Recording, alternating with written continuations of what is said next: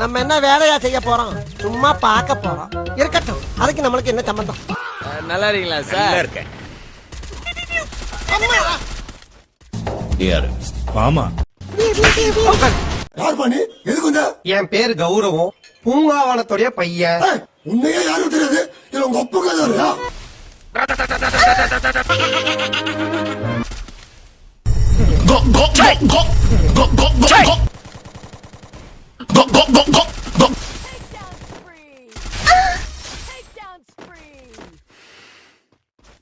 யார் நீ?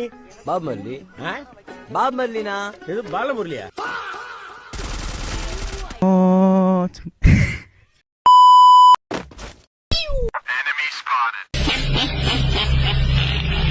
சிங்கம் களை இறங்கிருச்சு.